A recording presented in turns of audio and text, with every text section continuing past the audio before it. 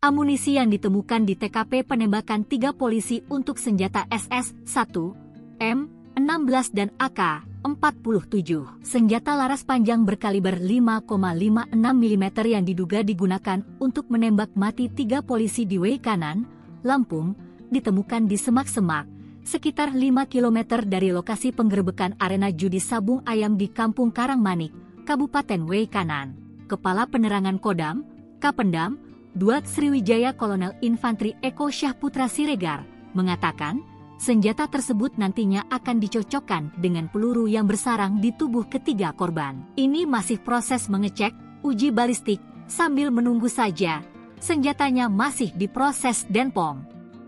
Denpom juga butuh tenaga ahli untuk memastikan senjata tersebut, ujar Eko dalam keterangannya di Kodam 2 Sriwijaya, Palembang, Kamis, 20 Maret 2025. Dari hasil olah tempat kejadian perkara, TKP, ditemukan 3 jenis selongsong peluru di lokasi penembakan, yakni 5,56 mm, 9 mm, dan 7,63 mm.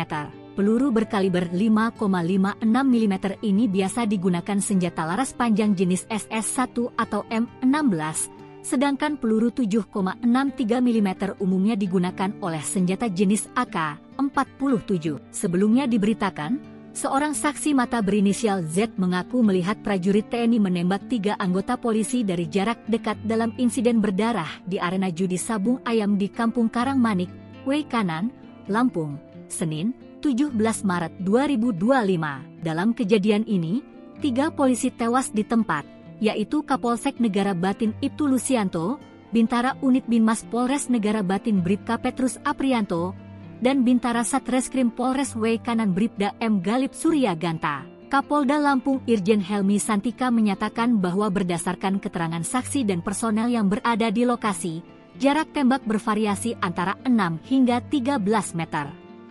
Selain itu, 4 dari 13 anggota polisi yang melakukan penggerebekan juga melihat langsung prajurit TNI menembak menggunakan senjata laras pan.